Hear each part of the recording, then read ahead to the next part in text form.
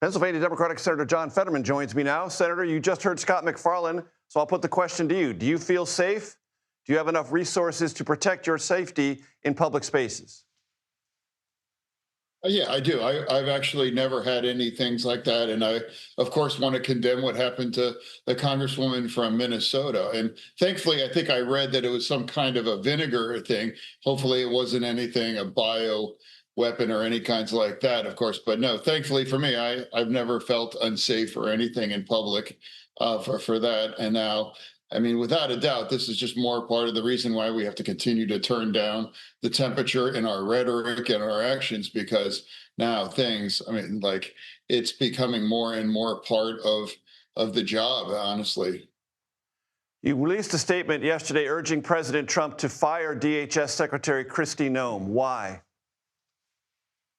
Sure. Well, I came into this last year where I think I was one of the rare, if not the only Democrat that agreed to meet with her. And I sat down in her with my office and I said, well, I want and I think America demands for a secure border. And she's like, yeah, absolutely, me too.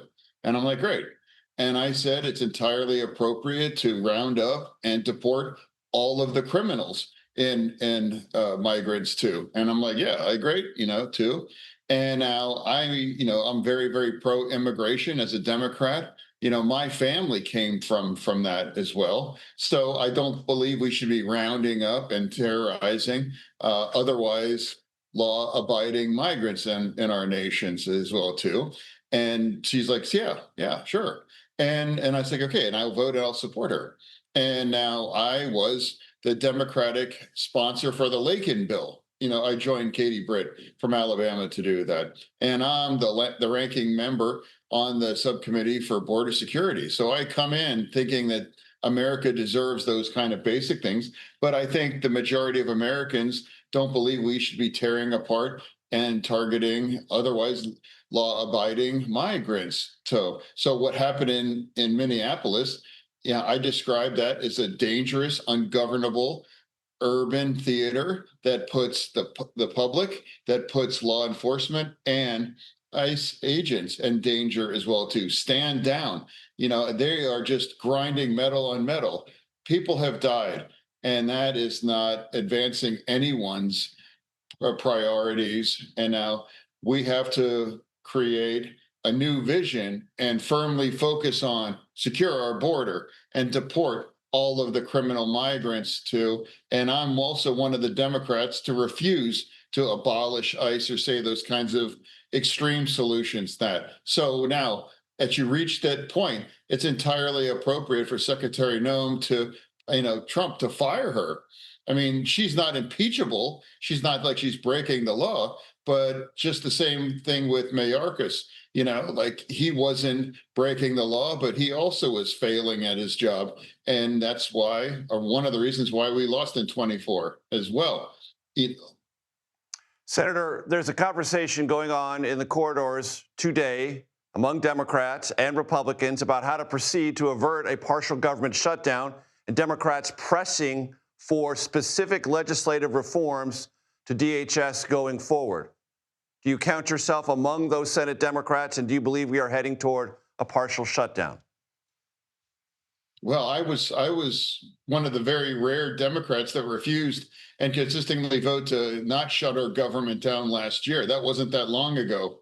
And now for me, now when if we have the six in all together and there's no kinds of reforms or anything, yeah, then I'm the guy that I can't shut our government down and not pay our military. That would be the second time in 2 months not to pay our military and to create all kinds of chaoses in significant parts of the government that now would shut down effectively now. What I do hope that they can break them apart and unbundle it, because the vast majority of this was quickly passed. And then we could have a conversation and to put the appropriate kinds of reforms to make ICE more and focusing it on really its core mission. So that I don't know what we're looking at. I just checked with my chief of staff before coming on that we don't know when time the vote is tomorrow and exactly what that exactly looks like. So I'm coming at it from an open mind.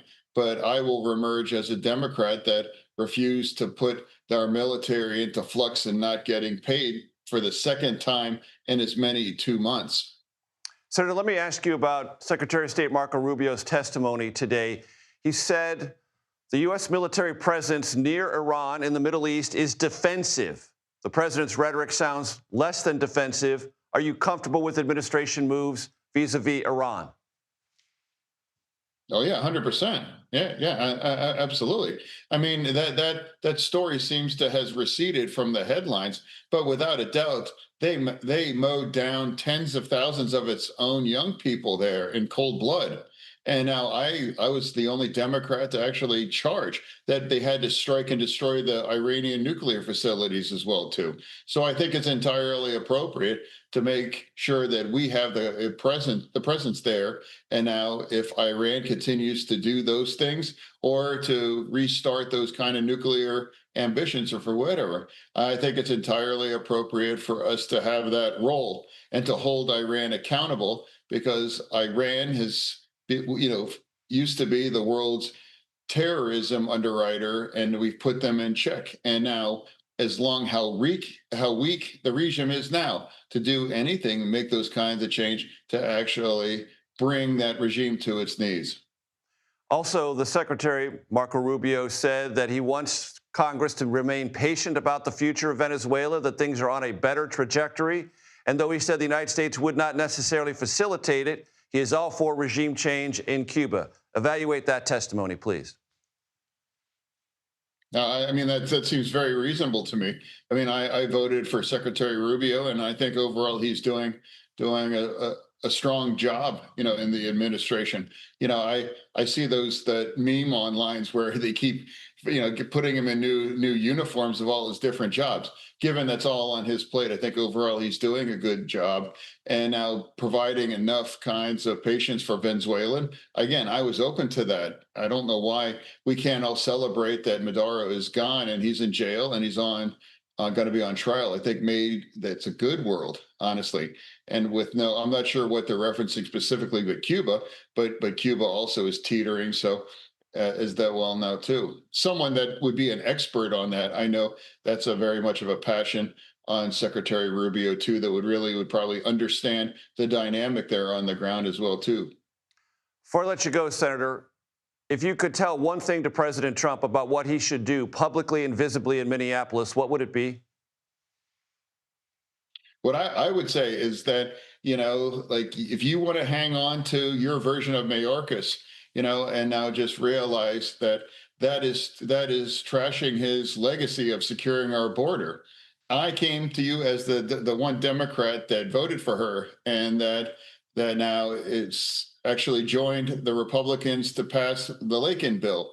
So I came from a very open mind, and what's happening now too, you're just grinding metal on metal, and that now it's not serving anyone's kinds of the priorities that are appropriate to make our more secure as a nation and also deport all of those criminals. That's what we should focus on, because I think that's the vast majority voted for, or that we want to see. And me as a Democrat, that's what I would want that too. And I believe Pennsylvania would too. Would that mean specifically, Senator, pulling out ICE and Border Patrol forces from Minneapolis, standing down essentially from Operation Metro Surge? Absolutely, absolutely. After everything that's happened, but both sides, it's like we need a reset right now. That's not that doesn't mean that we can't restart or reform of those things. But that's the thing. I think it's entirely appropriate after the tragedy. It's just time to stand down and refocus that and make the kinds of important kinds of changes to make sure that this kinds of tragedy doesn't occur either in Minneapolis or in any of the kinds of cities across the nation. Pennsylvania Democratic Senator John Fetterman. Senator, I appreciate the time very much. Let's do this again. Oh, well, my pleasure. Thank you for having me on.